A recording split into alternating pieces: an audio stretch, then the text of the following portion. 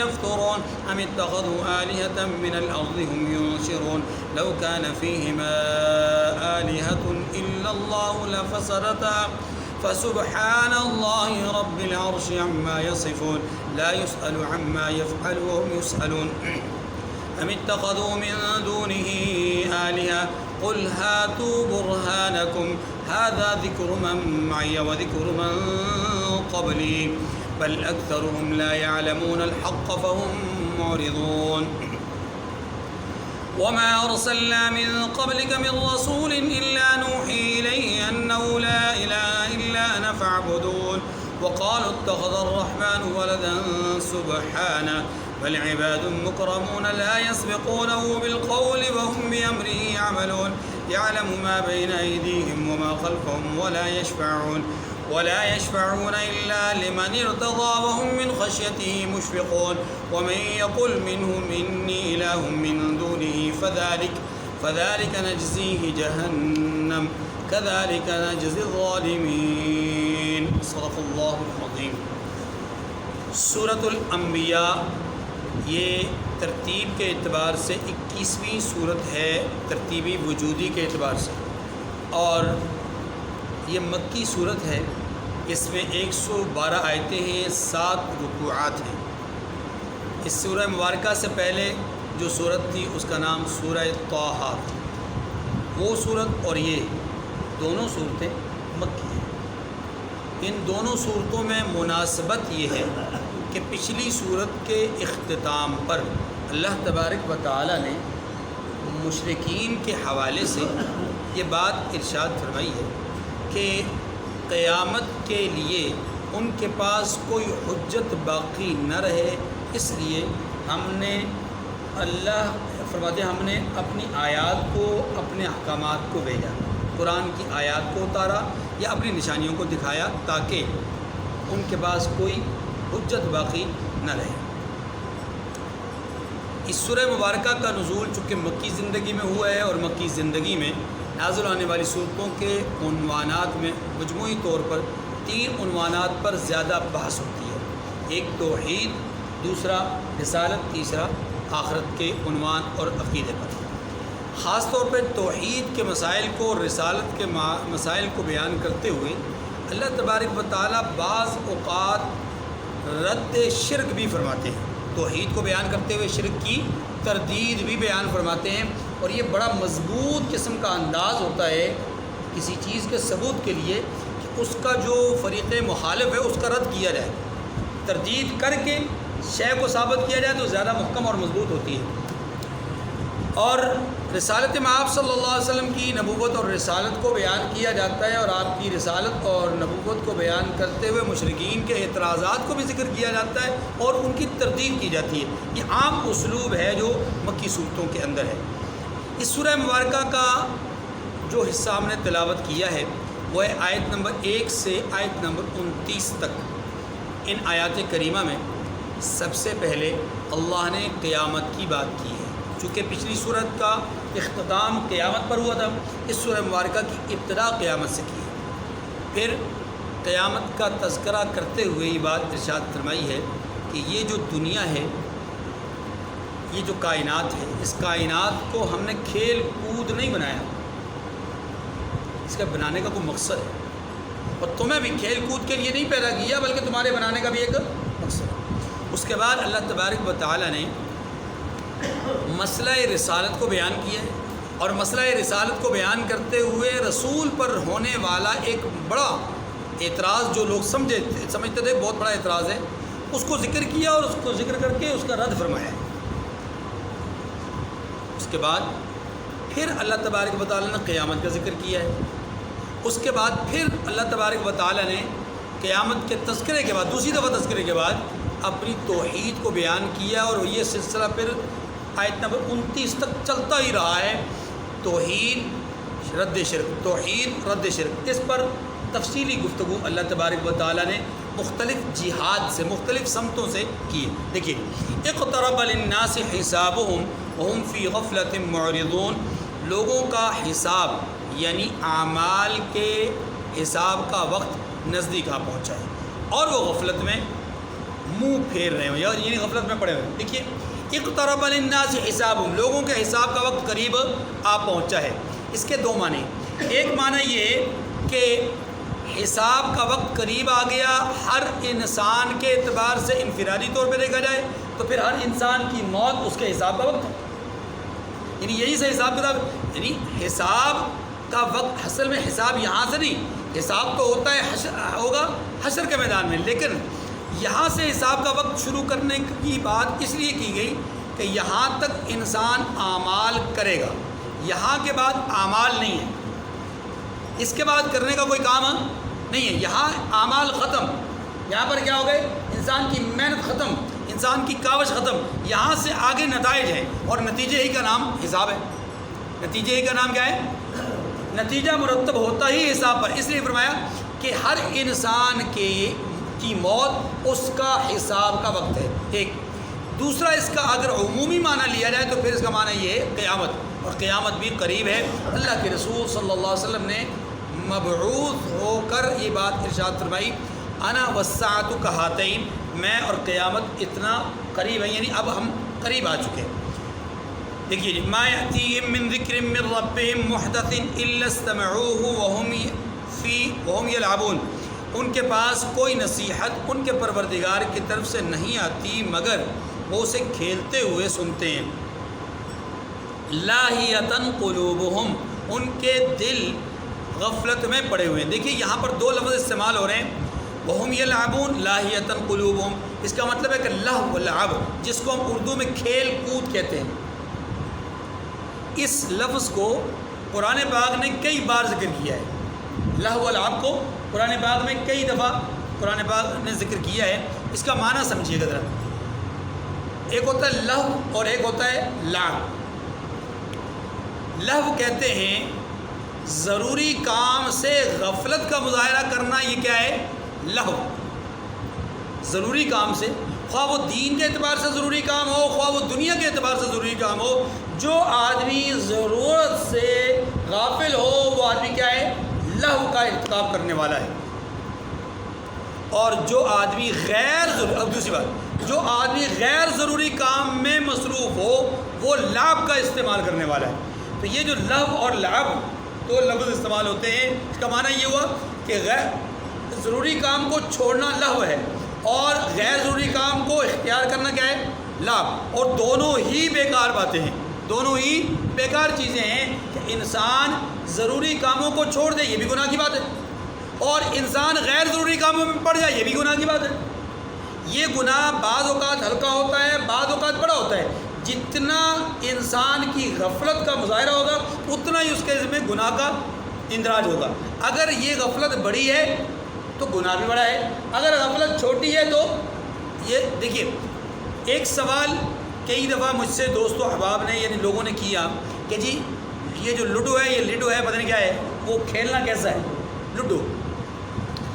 Ludo شریف کھیلنا کیسا ہے؟ تو میں نے کہا کہ اگر یہ جوئے کے ساتھ لگائی جائے تو پھر قطعاً حرام ہے، اور اگر جوئے کے بغیر کھیلی جائے تو تب بھی اس میں وقت کا ضیاع ہے، تو یہ گناہ کی بات ہے۔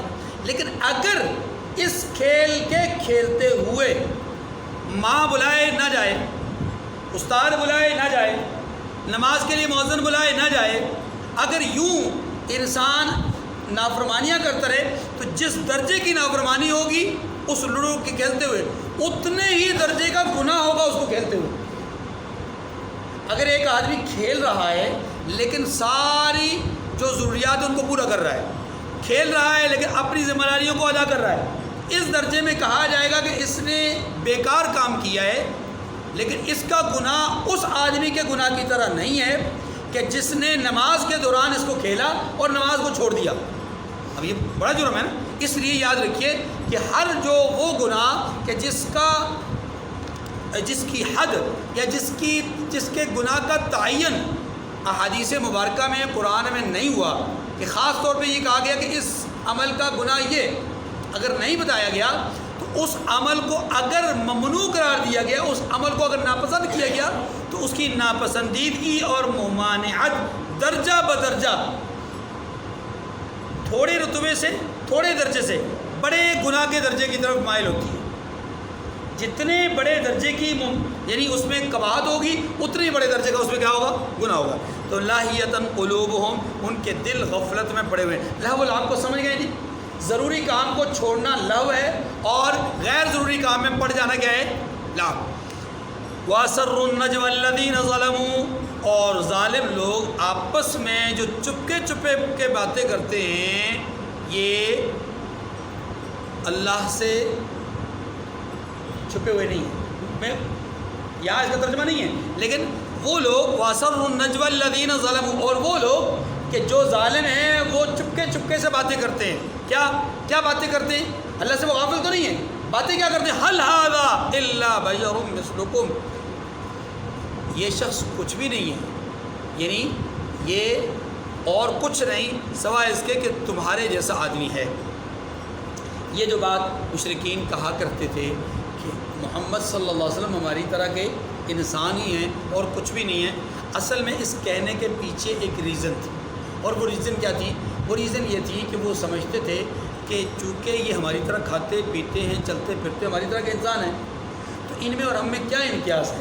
ان کے پاس تو وہی آ گئی، ہمارے پاس نہ آئی. ان کے پاس تو فرشتہ آئے، ہمارے پاس نہ آئے.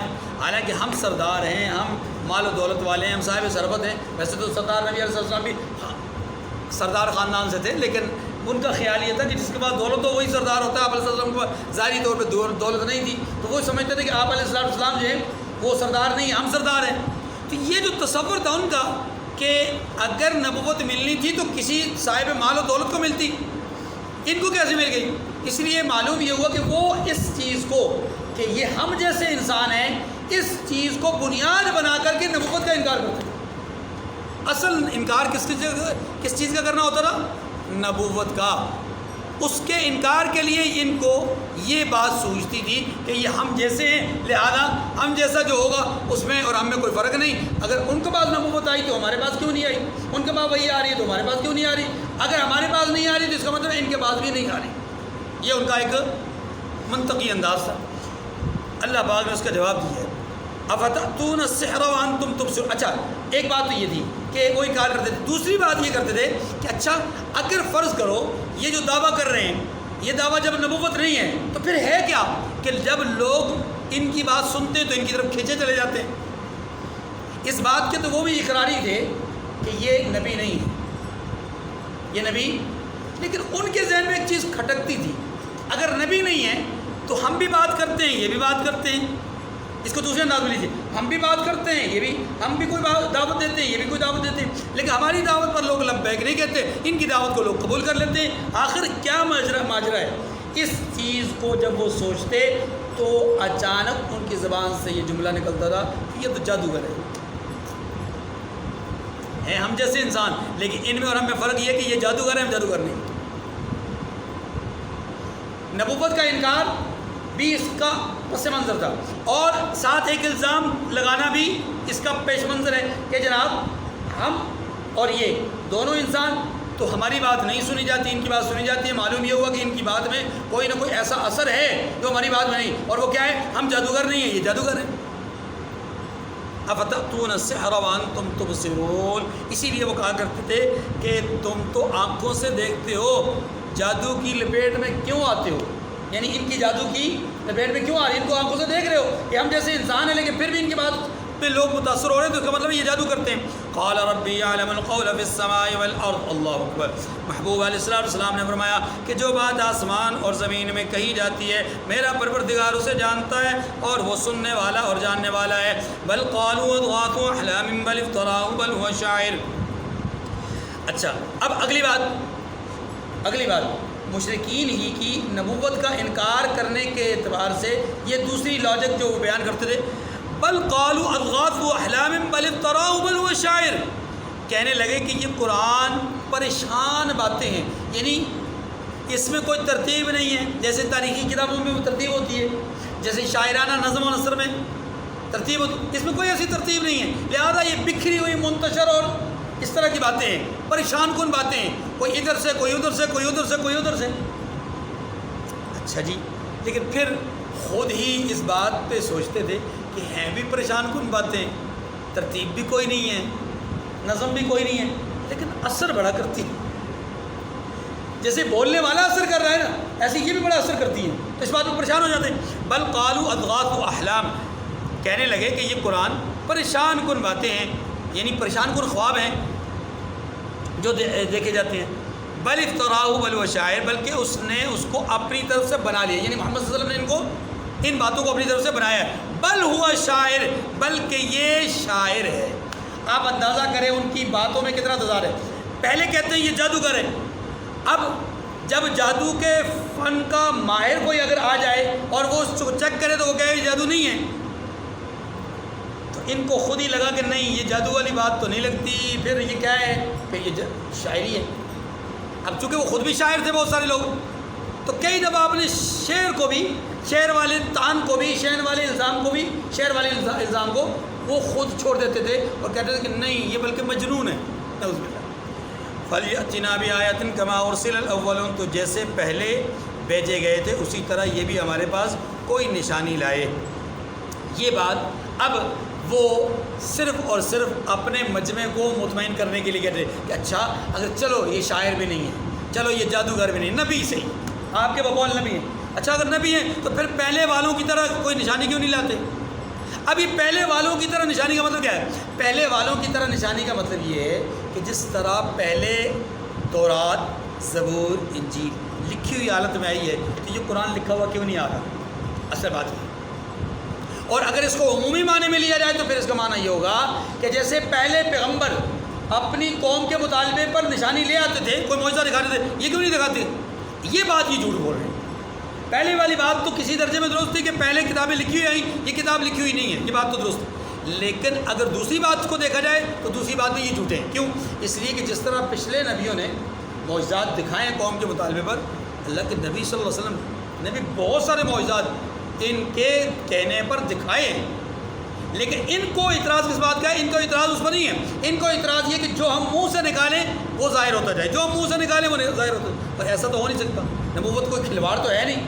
چلیے، ما آمنت قبلہم من قریۃ اہلکناہا فہم یؤمنون، اب اللہ نے جواب بھی دیا ہے، ان سے پہلے جن بستیوں کو ہم نے ہلاک کیا وہ ایمان نہیں لائی تھی، تو کیا یہ ایمان لے آئیں گے؟ اگر یہ بات بھی ان کی مان لی جائے کہ ان کی مرضی کے معجزات لائے جائیں جیسے پچھلی امتوں کے مرضی کے مطابق معجزات آئے تو وہ تو ایمان نہیں لائے۔ اس کی اشارہ کس کی طرف ہے؟ دیکھیے صالح علیہ السلام کی قوم نے ان سے اونٹنی کا مطالبہ کیا، اللہ نے معجزہ ظاہر کر دیا، لیکن جب وہ قوم اونٹنی کی قدر نہ کر سکی اللہ نے عذاب میں مبتلا کر دیا۔ عیسیٰ علیہ السلام کی قوم نے کیا کیا؟ مطالبہ کیا مائدہ کا، آسمان سے پکے پکائے کھانوں کا، اللہ نے پورا کر دیا، لیکن اس کی قدر نہ کر سکے تو اللہ نے کیا کر دیا؟ نعمت کو چھین لیا۔ تو یاد رکھیے یہاں پر اسی بات کی طرف اشارہ کیا کہ جو لوگ اس سے پہلے مطالبہ کر چکے اور ان کے مطالبات پورے بھی ہوئے وہ تو ایمان نہیں لائے، تو کیا ان کے مطالبات کو اگر پورا کر لیا جائے گا یہ ایمان لے آئیں گے؟ یہ بھی ایمان لانے والے نہیں ہیں۔ وَمَا أَرْسَلْنَا قَبْلَكَ إِلَّا رِجَالًا نُوحِي إِلَيْهِمْ فَاسْأَلُوا أَهْلَ الذِّكْرِ إِن كُنتُمْ لَا تَعْلَمُونَ۔ یہ جواب ہے اس پہلے سوال کا۔ کون سے پہلے سوال کا؟ کہ مشرکین کہا کرتے تھے کہ ہم جیسے انسان ہیں، ان میں اور ہم میں فرق کیا ہے؟ اب اس کا جواب دیا، اور ہم نے آپ سے پہلے مرد ہی بھیجے، یعنی انسان ہی بھیجے ہیں، کوئی غیر انسان نبی بنا کر، ایک بات، اور دوسری بات یہ کہ مرد آئے ہیں نبی بن کر کے، کبھی کوئی عورت نبی بن کر۔ اگلی بات نوحی الیہم نوحی الیہم، جن کی طرف ہم نے وحی نازل کی ہے۔ معنی یہ ہوا کہ نبوت کا منصب انسان کے انسان ہونے میں، یعنی سارے لوگوں کے انسان ہونے میں کوئی تخلیق کے اعتبار سے تو فرق نہیں ہے، لیکن اوصاف کے اعتبار سے، کمالات کے اعتبار سے یہ وصف نبوت بہت بڑا درمیان میں ایک فرق ہے کہ جو آدمی نبوت کے لیے منتخب کیا جاتا ہے، جو انسان نبوت کے لیے منتخب کر دیا جاتا ہے، اس کا منصب دوسروں سے بالکل جدا ہو جاتا ہے۔ فَاسْأَلُوا أَهْلَ الذِّكْرِ إِن كُنتُمْ لَا تَعْلَمُونَ، یہ بڑا جملہ ہے۔ فرمایا کہ اگر تم نہیں جانتے تو جو یاد رکھتے ہیں ان سے پوچھ لو۔ کیا معنی؟ اگر تمہیں معلوم نہیں، مشرکین مکہ کو کہا جا رہا ہے اگر تمہیں معلوم نہیں تو اہل کتاب سے پوچھ لو۔ اہل کتاب اس بات کا یقین رکھتے تھے کہ نبی کون ہوتے ہیں؟ انسان۔ نبی کون ہوتے ہیں؟ ان کو مشرکین کو اعتراض تھا اور ان کو یقین نہیں تھا۔ اللہ نے فرمایا کہ تمہیں یقین نہیں تو ان سے پوچھو۔ وما جعلناهم جسدا لا يأكلون الطعام وما كانوا خالدين، اب ظاہری اور حصی مثال دی ہے۔ فرمایا اور ہم نے ان کے ایسے جسم نہیں بنائے تھے کہ کھانا نہ کھائیں اور نہ وہ ہمیشہ رہنے والے تھے۔ مانا یہ دو چیزیں بیان کی ہیں۔ ایک بات یہ کی ہے کہ دنیا میں چونکہ انسان کو ضرورت ہوتی ہے کھانے پینے کی تو وہ بھی کھاتے پیتے تھے، سورہ فرقان میں اللہ تبارک و تعالیٰ نے بڑی وضاحت سے فرمایا وَيَمْشُونَ فِي الْأَسْوَاقِ يَأْكُلُونَ الطَّعَامَ وَيَمْشُونَ فِي الْأَسْوَاقِ، کھانا کھاتے ہیں، بازار میں چلتے پھرتے ہیں اور اپنی ضروریات زندگی. ایک بات تو یہ. دوسری بات یہاں پر ارشاد فرمائی کہ ہم نے ان کو ایسا بھی نہیں بنایا تھا کہ وہ ہمیشہ ہمیشہ یہی رہیں گے. نہیں، وما كانوا خالدین، وہ ہمیشہ رہنے والے نہیں تھے. معنی یہ کہ موت ان پر بھی طاری ہوتی اور ہوتی تھی، ہوئی سب پر سوائے ایک نبی کے، جو صحیح حدیث سے ثابت ہے، اور وہ حضرت عیسیٰ السلام ہے کہ تا حال ان پر موت طاری آئیں گے، زمین پر بحیثیت امتی آئیں گے اور کچھ عرصہ یہاں رہیں گے، شادی ہوگی، بچے ہوں گے، اس کے بعد ان پر بھی موت طاری ہوگی. اچھا یہاں پر ایک چلتے چلتے میں ایک بات عرض کر دوں. انبیاء علیہم السلام سارے کے سارے یاد رکھیے ان پر موت طاری ہوئی. موت طاری کیا مطلب؟ ایک وقت آیا کہ اس زندگی اور جو آخرت کی زندگی ہے اس کے درمیان کا جو پل ہے اس کو انہوں نے عبور کیا، اور وہ پل کیا ہے؟ موت. وہ پل کیا ہے؟ ہاں، مرنے کے بعد کی کیفیت کو سمجھے. مرنے کے بعد، موت طاری ہونے کے بعد کی کیفیت کیا ہے؟ ہمارا عقیدہ یہ ہے کہ انبیاء علیہ السلام پر موت کے بعد کی جو کیفیت ہے وہ یہ ہے الانبیاء احیاء فی قبورہم. انبیاء اپنی قبروں میں زندہ ہیں. یصلون، وہ کیا ہے؟ نماز پڑھتے ہیں. ایک حدیث میں ہے، اور دوسری حدیث میں آیا ہے نبی اللہ حی یرزقون. انبیاء علیہ السلام قبروں میں زندہ ہیں، ان کو کھانا کھلایا جاتا ہے. جیسے شہداء کے بارے میں اللہ نے فرمایا وَلَا تَقُولُوا لِمَن يُقْتَلُ فِي سَبِيلِ اللَّهِ أَمْوَاتٌ، ان کو مردہ نہ کہو، تمہارے سامنے جان نکل گئی لیکن وہ حقیقت میں زندہ ہے. ایسے ہی انبیاء ظاہری طور پہ جان نکل گئی. اب آپ کہہ سکتے ہیں کہ مات النبی، نبی فوت ہو گئے، نبی مر گئے، یہ جملہ آپ کہہ سکتے ہیں، لیکن ادباً آپ یہ کہتے ہیں کہ انبیاء دنیا سے چلے گئے. ورنہ اگر کسی نے کہہ دیا کہ مات النبی تو یاد رکھیے یہ جملہ کفریہ نہیں ہے. لوگ اس پہ ایسے خواہ احتجاج کر لیتے ہیں، یہ کفریہ جملہ نہیں ہے. عقیدے کے اعتبار سے موت ایک دفعہ طاری ہوگی یا ہوئی ہر نبی پر، اور اس کے بعد کیا ہے؟ انبیاء اپنی قبروں میں زندہ ہیں. یہ ہمارا عقیدہ ہے. ثم صدقناهم الوعد فانجیناهم ومن نشاء واهلكنا المسرفین. پھر ہم نے ان کے بارے میں اپنا وعدہ سچا کر دیا تو ان کو اور جس کو چاہا نجات دی. یعنی ہم نے ان کے بارے میں اپنا وعدہ سچا کر دیا. کیا کون سا وعدہ؟ کہ ہم نے ان کی مدد کی، یہ وعدہ، یا یہ وعدہ کہ ان کو اپنے پاس بلا لیا، یہ وعدہ. ٹھیک ہے. اور ان کو بھی بچا لیا اور ان کے ساتھ جن کو چاہا ان کو بھی بچا لیا. وَأَهْلَكْنَا الْمُسْرِفِينَ، اور جو حد سے نکل جانے والے ہیں ان کو ہلاک کر دیا. لَقَدْ أَنزَلْنَا إِلَيْكُمْ كِتَابًا فِي ذِكْرِكُمْ أَفَلَا تَعْقِلُونَ. ہم نے آپ کی طرف ایسی کتاب نازل کی ہے جس میں آپ کا تذکرہ ہے. جس میں کس کا؟ فی ذکرکم، تمہارا تذکرہ ہے. تمہارے سے مراد اس آخری امت کے احوال کو بیان کیا گیا. اس آخری امت کے احوال کو افلا تعقلون، کیا تم سمجھتے؟ اللہ ذوالجلال نے آیت نمبر 11 سے آیت نمبر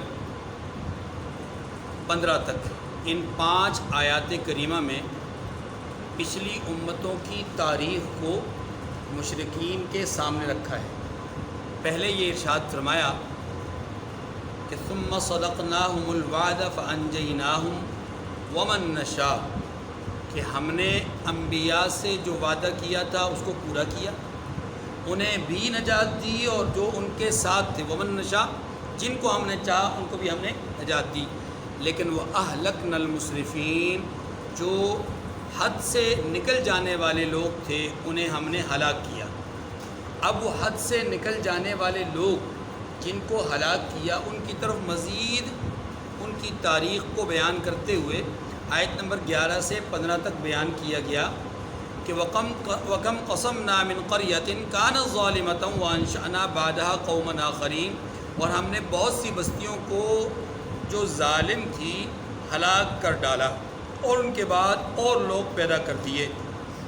دیکھیے، بستیوں کو جو ظالم تھیں ہلاک کیا، یہ ایک محاورہ ہے. اس کا معنی اور مطلب یہ ہے کہ بستیوں میں رہنے والے لوگ جو ظالم تھے، ورنہ بستیاں تو بے جان ہوتی ہیں، وہ تو ظالم نہیں ہوتی، یا ان کا ظلم یا عدم ظلم جو ہے وہ ان کا کوئی ثبوت اور کوئی پیمانہ نہیں ہے۔ اس لیے یہاں پر بستیوں کے ظلم سے مراد جو بستیوں میں رہنے والے لوگ ہیں ان کا ظلم مراد ہے۔ اگلی بات یہ ارشاد فرمائی کہ ان کو ہم نے ہلاک کیا، یعنی ان قوموں اور ان اقوام کو ہم نے تباہ کیا اور ان کی جگہ پر نئے لوگ لا کھڑے کیے۔ فلما حسوا بأسنا اذا هم منها يركضون، جن کو ہم ہلاک کر رہے تھے ان کے بارے میں فرمایا جب انہوں نے ہمارے عذاب کو دیکھا تو اس سے بھاگنے لگے۔ یہ اس بات کی طرف اشارہ کیا ہے کہ جب کوئی بھی عذاب بھیجنے کا اللہ فیصلہ فرماتے ہیں تو وہ عذاب ڈائریکٹ نہیں آتا، بلکہ عذاب سے پہلے عذاب کے آثار آتے ہیں، عذاب کی نشانیاں آتی ہیں، عذاب کی علامات آتی ہیں۔ جب عذاب کی علامات آ جائیں اور نشانیاں آ جائیں اس کے بعد لوگ اپنے اگر اس سابقہ نظریے کو چھوڑنا بھی چاہیں تو وہ قابل قبول نہیں، آگے بات آ رہی ہے۔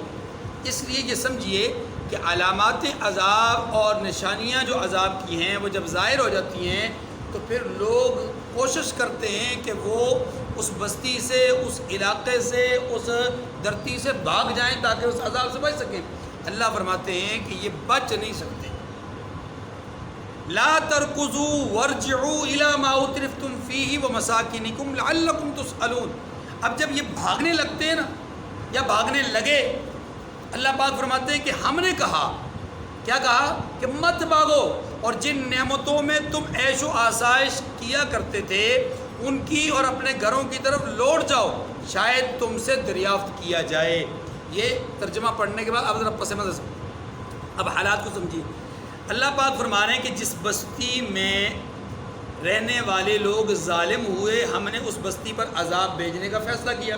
جب عذاب کی علامت اور نشانی وہ بستی والے دیکھتے تو کئی دفعہ ایسا ہوا کہ بستی والے بستی سے نکل کر بھاگنے کی کوشش کرتے۔ یہ تو ہوا اصل منظر۔ اب اس کے بعد اس آیت کریمہ میں کیا بیان کیا گیا کہ ہم نے ان سے کہا کہ بھاگو مت، اب بھاگنے کی ضرورت نہیں۔ کیوں؟ اس لیے کہ اب تمہارا بھاگنا مفید نہیں، اب تمہارا بھاگنا عذاب سے نجات کا ذریعہ اور سبب نہیں بن سکتا، اس لیے مت بھاگو، اپنی جگہ پہ رکو۔ جن مجلسوں کو تم بپا کیا کرتے تھے ان مجلسوں کو بپا کرو، جو بڑے بڑے تم عیش و عشرت کے نظام کیا کرتے تھے ان نظاموں میں رہو، تاکہ تم سے پوچھا جائے کہ اس نظام کو وضع کرنا اور اس نظام میں جینے کا طریقہ تمہیں کس نے بتایا، کس نے سکھایا تھا، کس نے کہا تھا کہ اس طرح کی عیش و عشرت کی زندگی گزارو، تاکہ یہ سوال کیا جائے۔ اب یہاں پر یہ بات ختم ہو گئی۔ اب یہاں پر یہ سمجھیے اس آیت کریمہ میں کہا گیا کہ ان سے کہا کہ مت بھاگو، لفظ نہیں ہے کہ ان سے کہا مت بھاگو، یہ اللہ تبارک و تعالیٰ ایک اسی بات کر رہا ہے۔ اس کو سمجھیے، کیا یہ اللہ رب العزت کی طرف سے باقاعدہ بھاگنے والوں کو کہا گیا یا تکوینی طور پر اللہ نے اس کا ذکر کیا ہے؟ یعنی تکوینی طور پہ ایسا ہی ہوتا ہے۔ تو جواب اس کا یہ ہے کہ زیادہ قرین قیاس بات یہی ہے کہ ان سے کہا نہیں گیا، بلکہ حالات ایسے تھے کہ ان حالات میں گویا اگر کہا جاتا تو یوں ہی کہا جاتا۔ کیا بھاگنے کا کیا فائدہ بھائی؟ اب تمہارے بھاگنے سے کیا تمہیں نجات مل جائے گی، تم عذاب سے بچ سکو گے؟ ایسا ہرگز نہیں ہو سکتا۔ آگے قالوا یا ویلنا انا کنا ظالمین، جب یہ بھاگ رہے ہیں تو بھاگتے بھاگتے کیا کرتے ہیں؟ کہنے لگے ہائے شامت، بے شک ہم ہی ظالم تھے، ہائے بدبختی، ہم ہی ظالم تھے۔ اللہ پاک فرماتے ہیں فما زالت تلک دعواہم حتی جعلناہم حصیدا خامدین، تو وہ ہمیشہ اسی طرح پکارتے رہے یہاں تک کہ ہم نے ان کو کھیتی کی طرح کاٹ کر بجھا کر ڈھیر کر دیا۔ کیا معنی؟ معنی یہ ہے کہ انہیں ہم نے جو کٹی ہوئی کھیتی ہوتی ہے، اور پھر وہ کھیتی صرف کٹی ہوئی نہیں بلکہ آپ جانتے ہیں بھوسا ہوتا ہے، ایک بھوسے کو جلا کر راکھ کیا جاتا ہے۔ فرمایا کہ ہم نے پہلے ان کو کٹا ہوا بنا دیا، پھر ان کو راکھ بنا کر ڈھیر کر دیا، معنی یہ کہ نیست و نابود کر دیا۔ اس جملے سے، اس آیت کریمہ سے اور اس سے پچھلی آیت کریمہ سے یہ پتہ چلا کہ اللہ ذوالجلال کے ہاں جب کوئی قوم یا کوئی شخص غرغرے کی حالت میں جاتا ہے یا عذاب کی کیفیت میں مبتلا ہو جاتا ہے، اب اس کا ایمان قابل قبول نہیں ہوتا۔ اس دھرتی پر ایک ایسا شخص بھی جس نے کہا تھا انا ربکم الاعلی، میں تمہارا بڑا رب ہوں، اس نے بھی بوقت غرق آب، جب پانی میں غرق ہونے لگا، سمندر میں جب وہ بہنے لگا، تو آخری لمحات میں اس کی زبان سے کیا جملہ نکلا؟ آمنت برب موسیٰ و ہارون، کہ میں موسیٰ اور ہارون کے۔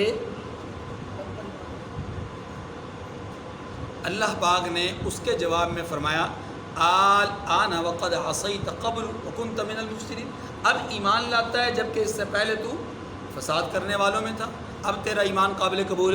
تو لہٰذا یہ سمجھ لیجئے، مسئلہ سمجھ لیجئے کہ جب انسان غرغرے کی حالت میں نہیں جاتا، جب تک انسان عذاب کی کیفیت میں مبتلا نہیں ہوتا، اس سے پہلے کی کیفیت، اس سے پہلے کے حالات میں، اس وقت تک انسان کی توبہ قابل قبول ہے۔ لیکن جب غرغرے کی کیفیت میں چلا جائے، یا جس کو نزع کی کیفیت کہتے ہیں، نزع کی کیفیت میں چلا جائے، یا انسان موت کے اپنا عذاب میں کی کیفیت میں مبتلا ہو جائے، دونوں صورتیں میں عرض کر رہا ہوں، عام موت یا عذاب والی موت کی کیفیت میں مبتلا ہو جائے، اب اس کی توبہ قابل قبول نہیں۔ جب یہ بات آپ کی سمجھ میں آ گئی ہے، اب یہ بھی سمجھ لیجئے کہ رسول اللہ صلی اللہ علیہ وسلم کی احادیث مبارکہ سے ہمیں یہ بات معلوم ہوتی ہے کہ جب کسی انسان کی موت کا وقت بالکل قریب آتا ہے اور اس کے اوپر نزع کی کیفیت طاری ہونے والی ہوتی ہے، ایسے میں اس انسان کا اس دنیا سے، اس جہاں سے ایک قسم کا رشتہ کٹ جاتا ہے۔ اب وہ اللہ کی اس مخلوق کا سامنا کر چاہتا ہے، اللہ کی اس مخلوق کو اللہ اس کے سامنے کر دیتے ہیں کہ جو مخلوق ہمیں عام حالات میں نظر نہیں آتی، جس کو ہم فرشتے کہتے ہیں، ان فرشتوں کو وہ دیکھتا ہے، ان فرشتوں کی حالت کو وہ دیکھتا ہے۔ یہی وجہ ہے کہ اس کے چہرے کے جو اثرات ہیں وہ مثبت یا منفی ہوتے ہیں، یا ان کے اوپر خوشی کے آثار ہوتے ہیں، یا ان پہ غم کے بادل منڈلا رہے ہوتے ہیں۔ بعض اوقات آپ نے دیکھا ہوگا انسان آخری ساعات میں ہوتا ہے تو وہ کہتا ہے بھائی، ویسے کسی کا نام لیے بغیر کہتا ہے مہمانوں کو بٹھاؤ، مہمانوں کو جگہ دو، آنے والوں کا اکرام کرو، ان کو کچھ پیش کرو، یہ جو کیفیت ہوتی ہے اصل میں وہ منظر دیکھ رہا ہوتا ہے فرشتوں کا، اور بول رہا ہوتا ہے اپنی طرف سے دنیاوی اعتبار سے، لیکن دنیاوی اعتبار سے اب چونکہ اس کی پہچان دنیا کے لوگوں سے ختم، اب اس کی پہچان اپنے بیٹے سے، اپنی بیوی سے، اپنے بھائی سے، اپنے والد سے ختم، رشتہ گویا کہ ظاہری طور پہ کٹ جاتا ہے، لیکن ہوتا چونکہ اسی جہان میں تو کہنے کے اعتبار سے وہ کہتا انہی لوگوں کا ہے، لیکن حقیقت میں اس کے سامنے صرف منظر صرف فرشتوں کا ہوتا ہے، منظر صرف اس کے سامنے آخرت کا ہوتا ہے، اس جہان کا ہوتا ہے۔ اس لیے وہ ایسی باتیں کرتا ہے کہ سننے والے حیران ہو جاتے ہیں کہ یہ کیا باتیں کر رہا ہے، اس کا ہماری زندگی کے ساتھ یا اس کی زندگی کے ساتھ یا اس کے گھر کے ساتھ کیا جو ہے وہ تعلق ہے۔ یہ ساری کیفیت اسی وقت، یہ جو صورت ہوتی ہے یہ اسی وقت اسی کیفیت میں طاری ہوتی ہے کہ جب انسان کے اوپر نزع کا عالم طاری ہوتا ہے۔ تو بہرحال نزع کے عالم میں جانے سے پہلے توبہ قبول ہے، اس کے بعد توبہ قبول ہے۔ یہ ہے ان 5 آیات کریمہ کے حوالے سے بات۔ اب آگے اللہ تبارک و تعالیٰ نے توحید کے اس بات کے لیے اور شرک کی تردید کے لیے 2 قسم کے علاقوں کا ذکر کیا ہے۔ ایک علاقہ فضا سے اوپر، جس کو ہم آسمان اور آسمان کے اوپر کی زندگی کہتے ہیں، اور ایک علاقہ فضا سے نیچے، جس کو زمین اور زمین کے سے نیچے تحت الثری کہتے ہیں۔ اللہ تعالیٰ نے توحید کو ثابت کرنے کے لیے پہلے آسمانوں کا ذکر کیا، پھر زمینوں کا ذکر کیا، اور یہ فرمایا کہ نہ آسمانوں میں اس کے سوا کوئی اور معبود ہے، نہ زمینوں میں اس کے سوا کوئی معبود ہے۔ یہ بنیادی بات کی۔ اس بنیادی بات کو کرنے کے بعد پھر اگلی بات یہ کی کہ اگر اس جہاں میں یا اس جہاں میں، مطلب کائنات میں 2 خدا ہوتے تو کائنات کا نظام چل نہ سکتا۔ یہ بات بنیادی ہے۔ اب آیت کریمہ کا ترجمہ دیکھیے۔ اسی کے ضمن میں اتخاذ اولاد، اللہ کے لیے اولاد کا تصور کرنا، فرشتوں کو اللہ کی بیٹیاں یا لونیاں تصور کرنا، یا اسی طریقے سے کسی اور کو اللہ کا بیٹا تصور کرنا، ان سب کی تردید ہے۔ فرمایا وما خلقنا السماء والارض وما بینہما لاعبین، ہم نے آسمان اور زمین کو اور جو ان دونوں کے درمیان ہے اس کو لہو و لعب کے لیے پیدا نہیں کیا۔ کیا معنی؟ معنی یہ آسمان اور زمین اور ان کے درمیان جو کچھ ہے ان کو میں کھیل تماشا نہیں بنایا. اب اس کو ذرا سمجھیے. بادشاہوں کا جو لوگ دنیا پرست ہوتے ہیں، جو دنیا دار لوگ ہوتے ہیں، ان کا ایک وتیرہ ہوتا ہے کہ وہ مال و دولت میں، عیش و عشرت میں چونکہ اتنے مگن ہوتے ہیں کہ ان کی چاہت ہوتی ہے کہ اچھا کھائیں، اچھا پہنیں، اچھا. یہ کوئی منع نہیں ہے. لیکن اس کے ساتھ اگلا قدم کیا ہوتا ہے؟ اگلا قدم یہ ہوتا ہے کہ وہ چاہتے ہیں کہ مہینے میں، 6 مہینے میں، سال میں کوئی ایسا میلہ ویلا اس کا انتظام کیا جائے، کوئی ایسا جو ہے وہ فنکشن اس کا جو ہے وہ ارینج کیا جائے تاکہ لوگ آئیں، آ کر کے کوئی ہنسی، کھیل کود، لاؤ و لعب اور اس طرح کے معاملات کریں اور ہم دیکھیں اور دیکھ کر کے انجوائے کریں.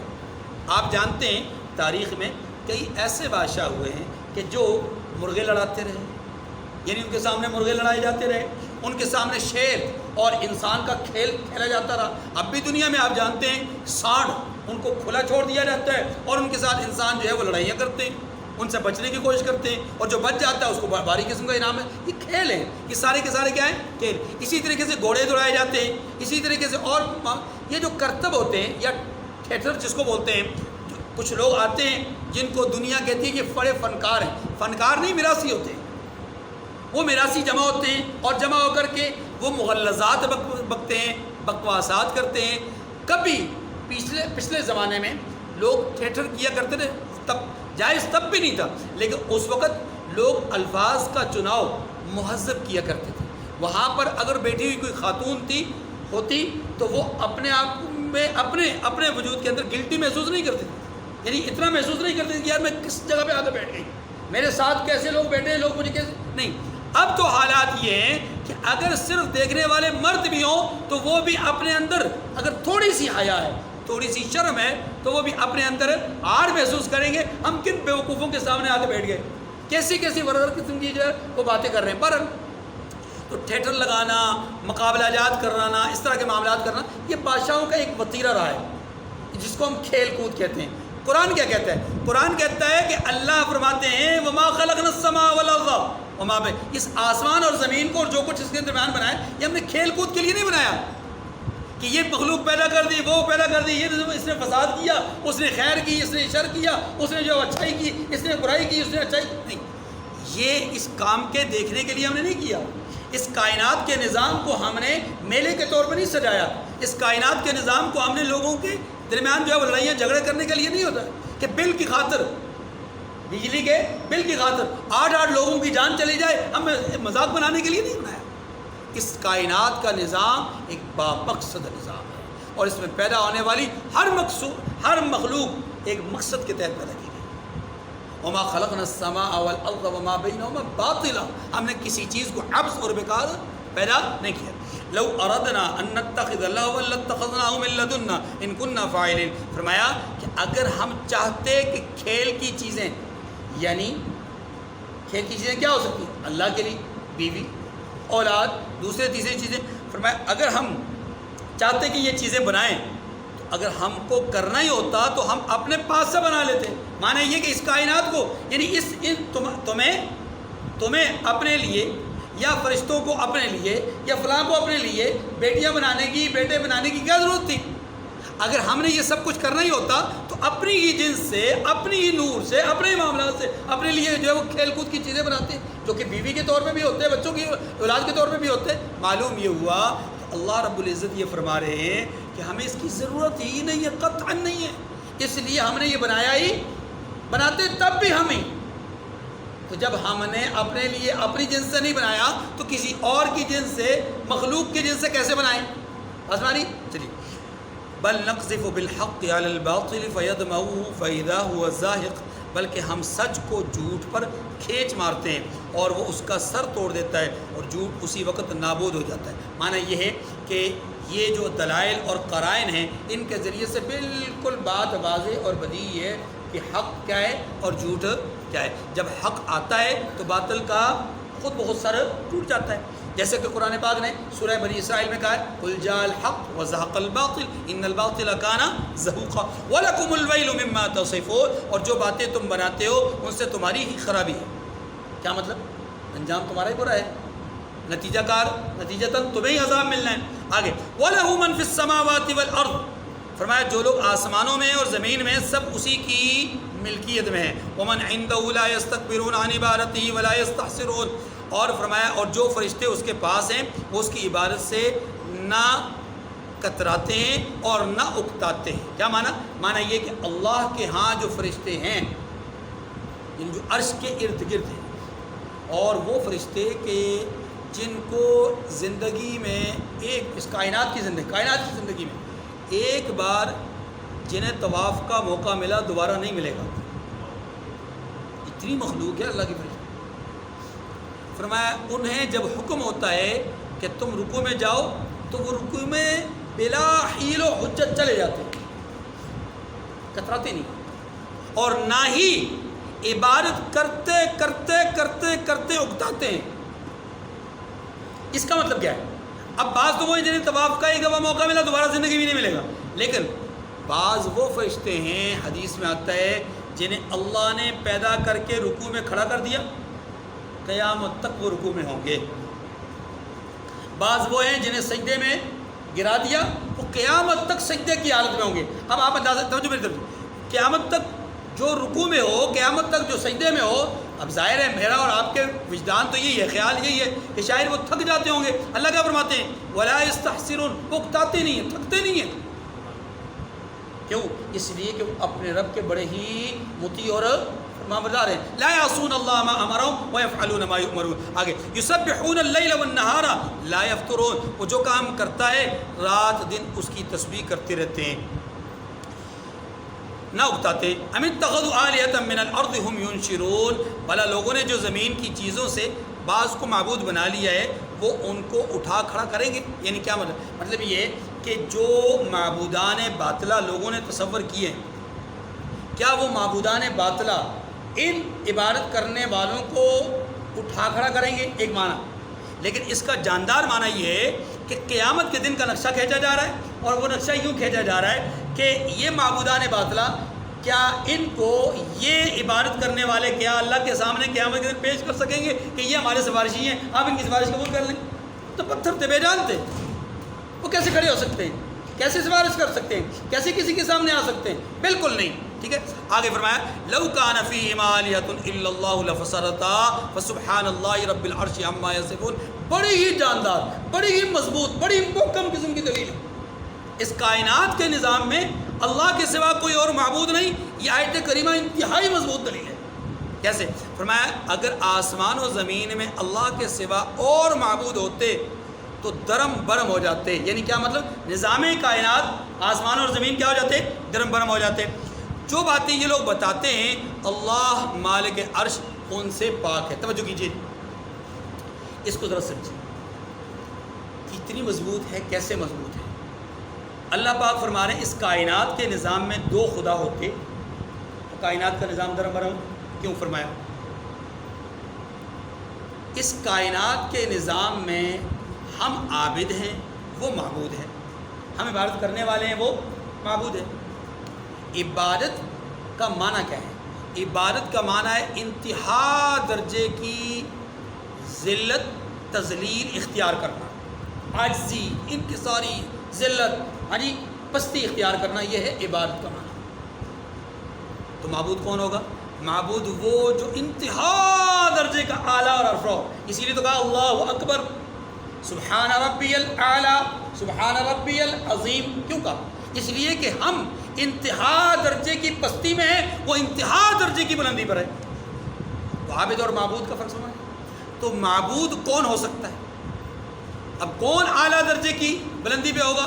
بلندی پہ اعلیٰ درجے کی وہی ذات ہو سکتی ہے جس کی صفات اور جس کی ذات کامل اور اکمل ہو. جس کی ذات اور صفات کیا ہوں؟ ذات بھی اور صفات بھی کامل اور اکمل ہو، جس میں کسی قسم کا کوئی نقص، کوئی عیب، کوئی کمی نہ ہو. یہی بات ہم کہتے ہیں سبحان اللہ. کیا مطلب ہے تو سبحان اللہ کا؟ کہ اللہ ہر عیب سے پاک ہے. الحمدللہ، ہر صفت کا مالک اللہ ہے. یہ تسبیح اور تحمید ہے، اور اسی کا حکم دیا گیا ہے تسبیح کرو، تحمید کرو. فسبح بحمد ربک. یہاں سمجھیے، اب عابد کا معنی بھی آپ سمجھ گئے، معبود بھی سمجھ گئے. اب اس کمال درجے کی صفات کا حامل، کمال درجے کی ذات والا کون ہے؟ اللہ. اس کو ہم اللہ کہتے ہیں، اس کو ہم خدا کہتے ہیں. ٹھیک ہے. اب وہ خدا، وہ اللہ جو کامل درجے کی صفات کا مالک ہے، اکمل درجے کی صفات کا مالک ہے، اگر وہ ایک نہیں دو ہیں، ایک نہیں دو ہیں. اب ذرا تصور کیجیے، اگر دو ہوں ایک نہ ہو تو پھر یہاں دو صورتیں ہیں. کتنی صورتیں؟ اگر خدا دو ہوں گے تو صورتیں بھی کتنی ہوں گی؟ دو ممکن ہوں گی.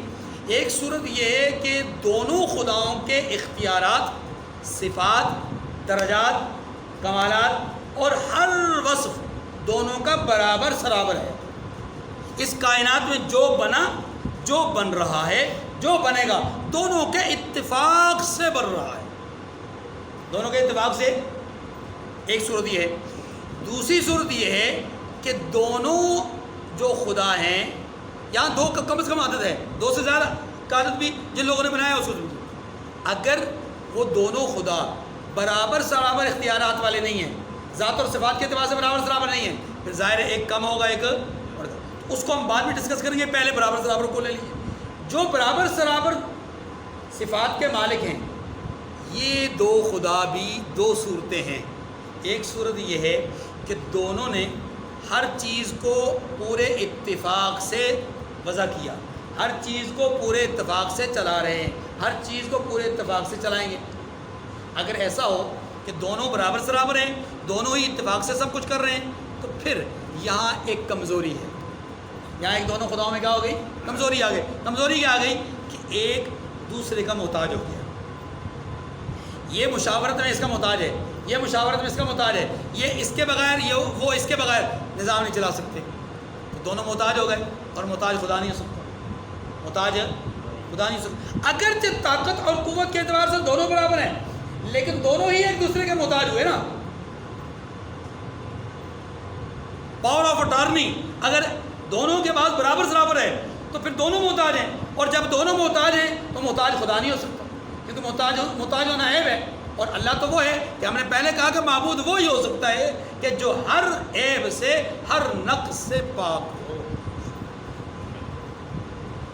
اب دونوں خدا جو اتفاق، ہم نے کہا کہ اگر دونوں برابر سرابر رتبے والے ہوں گے، تو اگر اتفاق کر کے سب کچھ کرتے ہوں گے تو تب بھی یہ صورت باطل ہے. یہ صورت باطل اس لیے کہ دونوں ایک دوسرے کے محتاج ہیں. اور اگر دونوں اتفاق کر کے نہیں کر پاتے ہیں، تو برابر سرابر لیکن اتفاق نہیں کرتے، ایک کہتا ہے میں نے یہ کرنا ہے، دوسرا کہتا ہے میں نے یہ نہیں کرنا، تو پھر جھگڑا ہو گیا. اور اگر جھگڑا ہو گیا تو اب کیا ہوگا؟ نظام کائنات درم برم ہو جائے گا. اس لیے کہ اس کی پاور بھی اتنی ہے جتنی اس کی پاور ہے. یہ کہتا ہے کہ نہیں میں نے بارش برسانی ہے، یہ کہتا ہے نہیں برسانی، نظام تو درم برم ہو گیا. کال سالی تو آ گئی، اتنی بات آ گئی. یہ ہوگی پہلی صورت. اگر دونوں کی طاقت برابر ہو، اتفاق سے کریں تو تب بھی عیب پیدا ہوتا ہے، اور اگر اتفاق سے نہ کریں تو نظام کائنات درم برم ہو جاتا ہے. دوسری صورت، اگر دونوں کی طاقت ہی برابر نہیں ہے، دو خدا ہیں لیکن دونوں کی طاقت برابر ہے. اب یہاں پر بھی دو پہلو ہیں. پہلا پہلو یہ ہے کہ اگر دونوں کی طاقت چونکہ برابر نہیں تو لا محالہ ایک دوسرے کے بات میں، قوت میں مغلوب ہو جاتا ہوگا اور ایک غالب آ جاتا ہوگا. جو مغلوب ہو گیا وہ خدا نہیں ہو سکتا، جو مغلوب ہو گیا وہ خدا. اور جو یہاں پر غالب آ گیا، جو یہاں پر غالب آ گیا، تو اس میں اور پہلے والے میں چونکہ فرق آ گیا نا دونوں کا، کہ دونوں جب دو خدا نہیں ہیں تو اس کا مطلب یہ ہے کہ جو مغلوب ہے وہ خدا نہیں ہو سکتا، تو جو غالب ہے وہی خدا ہوگا. اس کا معنی یہ ہوگا کہ دو خدا ہو نہیں سکتے، خدا ایک ہی ہوگا. اور اگر اتفاق رائے سے ایسے ہی مغلوب ہونے والا اپنے آپ کو بچھاڑ کر غالب آنے والے کی بات مان کر قبول نہیں کرتا، پہلی صورت یہ قبول کر لیتا ہے. اگر قبول کر لیتا ہے تو مغلوب ہونے والا خدا ہو ہی نہیں سکتا. اور اگر دوسری صورت ہو کہ یہ مغلوب آنے والا جو کمزور ہے، یہ دوسرے کی بات نہیں مانتا، یہ کہتا ہے میں نہیں مانتا، میں کمزور ضرور ہوں، مجھے ویٹو پاور کا حق حاصل نہیں ہے، لیکن پھر بھی میں جھگڑا کروں گا، میں اختلاف کروں گا. اگر ایسی صورت ہو تو تب بھی نظام کائنات میں کیا آئے گا؟ فساد برپا آئے گا، جیسا کہ پہلی صورت میں تھا. اس لیے یہ سمجھیے کہ یہ جو نظام کائنات چل رہا ہے، یہ دو خداؤں یا تین خداؤں یا چار خداؤں سے نہیں چل رہا، بلکہ یہ ایک مضبوط محکم بشان ذات کی اہتمام اور انصرام سے یہ کائنات کا نظام چل رہا ہے. وہی خالق ہے، وہی مالک ہے، اور وہی متصرف فی الامور ہے. امور کے اندر متصرف بھی وہی ہے. کیونکہ یہ بات سمجھیے گا کہ اس کائنات کے نظام میں بہت سارے لوگ ایسے ہیں جو اللہ کو الہ مانتے ہیں لیکن وحدہ لا شریک نہیں مانتے. جیسے مشرکین تھے، وہ اللہ کو الہ مانتے تھے. کب بھی آپ نے مشرکین کے حوالے سے قرآن پاک کے یہ جملے نہیں سنے کہ یہ مشرک خدا کو نہیں مانتے.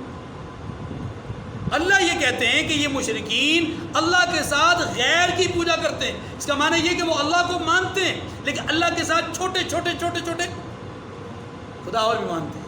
یہی شرک ہے. یہی کیا ہے؟ ہمارے یہاں بھی یہ شرک عام ہے. ہمارے یہاں بھی یہ شرک عام ہے. کسی نے نفس کو اپنا خدا کے ساتھ برابر سمجھا ہوا ہے، کسی نے سردار قوم کو بڑا سمجھا ہوا ہے، کسی نے ملک کے وزیر اعظم کو، کسی نے ملک کے جو سیاست کو، کسی نے کس چیز کو، کسی نے کس چیز کو. وہ خدا کا درجہ دیتے ہیں. خدا کا ہی کیوں؟ اس لیے کہ رب کے حکم کو نہیں ماننا ہے، ان کے حکم کو ماننا ہے. تو یہ عملی طور پہ کیا ہے؟ اللہ کے ساتھ شرک ہے. تو فرمایا عملی شرک ہو یا لفظی اور قولی شرک ہو، دونوں کیا ہیں؟ قطعاً حرام ہے. آگے دیکھیں، لا يسأل عما يفعل وهم يسألون. میں وہ جو کام کرتا ہے اس کی پوچھ نہیں ہوگی. معنی کیا ہے؟ اس کو کوئی پوچھنے والا نہیں ہے. وهم يسألون، اور جو کام یہ لوگ کرتے ہیں ان سے ان کی پوچھو. آگے، ام اتخذوا من دونه آلہہ، کیا لوگوں نے اللہ کو چھوڑ کر اور معبود بنا لیے ہیں؟ اگر ایسا ہے، وہ اس کے دعوے دار ہیں، تو قل ہاتوا برہانکم، محبوب آپ ان سے کہہ دیجئے اپنی دلیل پیش کرو. ھذا ذکر من معی وذکر من قبلی، اگر مجھ سے دلیل مانگو گے اللہ کی الوہیت پر تو سنو، میں اپنے رب کی الوہیت پر دو طرح کی دلیلیں دیتا ہوں. ھذا ذکر، ایک یہ ذکر جو پہلے بیان ہو چکا، کیا؟ عقلی دلیل. عقلی دلیل سے ثابت ہے کہ دو خدا ہوں تو نظام کائنات برباد ہو جائے گا، یہ بھی میری دلیل ہے. اور اگر نقلی دلیل لینی ہے تو من معی وذکر من قبلی، اور جو یہ قرآن پاک میرے پاس ہے نا، یہ بھی مضبوط ترین دلیل ہے. اور یہی نقلی دلیل میرے پاس بھی ہے اور مجھ سے پہلے رسولوں اور نبیوں کے پاس بھی یہی دلیل تھی. بل اکثرهم لا يعلمون الحق فهم معرضون. آگے فرمایا کہ بلکہ اکثر حق بات کو یہ لوگ نہیں جانتے اور اس لیے منہ پھیر لیتے ہیں. یہ کتاب بھی اور اس سے پہلے بھی جو کتابیں آئیں ساری کی ساری نقلی دلیل ہیں، اکثر لوگ اس کو مانتے نہیں، منہ پھیر لیتے ہیں. وما ارسلنا من قبلک من رسول الا نوحی الیہ انہ لا الہ الا انا فاعبدون. یہیں سے وہ بات آگے بڑھائی جا رہی ہے کہ یہ صرف میرا دعویٰ نہیں ہے کہ اللہ ایک ہے. مجھ سے پہلے جتنے رسول آئے سبھی نے یہی دعویٰ کیا اور یہی یقینی اور سچی بات ہے. فرمایا کہ جو پیغمبر ہم نے آپ سے پہلے بھیجے ان کی طرف وہی بھیجی کہ میرے سوا کوئی معبود نہیں ہے، تو میری ہی عبادت کرو. وقالوا اتخذ الرحمن ولدا سبحانہ، جبکہ مشرکین کیا کہتے ہیں کہ اللہ بیٹا رکھتا ہے. ولد سبحانہ، وہ پاک، حالانکہ وہ پاک ہے. اللہ کیا ہے؟ پاک. بل عباد مکرمون، بلکہ وہی اس کی عزت والے بندے ہیں. کیا مطلب یہ ہے کہ جن کی یہ پوجا کرتے ہیں، جن کو یہ اللہ کے ساتھ شریک سمجھتے ہیں، وہ کوئی معبود نہیں ہے بلکہ وہ تو اللہ کی عزت والے بندے ہیں. مانا وہ نیک بندے ہیں، اچھے بندے ہیں. ٹھیک ہے، یا وہ اللہ کو عزت والا سمجھتے ہیں، اللہ کو ہی برتر سمجھتے ہیں، اللہ ہی کے سامنے جھکنے والے ہیں. لا یسبقونہ بالقول وهم بامرہ یعملون، اس کے آگے بڑھ کر بول نہیں سکتے. اچھا، اور اس کے حکم پر عمل کرتے ہیں. یعلم ما بین ایدیہم وما خلفہم، فرمایا کہ جو کچھ ان کے آگے ہو چکا اور جو پیچھے ہوگا وہ سب سے واقف ہے. کون؟ اللہ.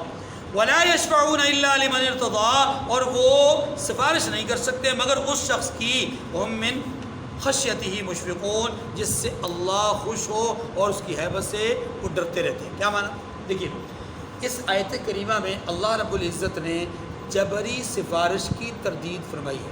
جبری سفارش کیا ہے؟ کہ اللہ کے اوپر لازم ہے کہ وہ فلاں فلاں فلاں فلاں کی کیا کرے؟ سفارش کرے. یا میں چونکہ فلاں کو ماننے والا ہوں اس لیے اللہ کے اوپر لازم ہے کہ وہ فلاں کی بات کو مانے گا. جیسے کہ عیسائیوں کا نظریہ ہے، جیسے کہ ہم میں سے بہت سارے مسلمانوں میں سے بہت سارے لوگوں کا نظریہ ہے کہ فلاں ولی کے ساتھ، فلاں بزرگ کے ساتھ میرا تعلق ہے، لہذا وہ ولی، وہ بزرگ تو میری سفارش کر کے ہی چھوڑیں گے، میں تو بخشا گیا کیونکہ میرا تعلق ان کے ساتھ ہے.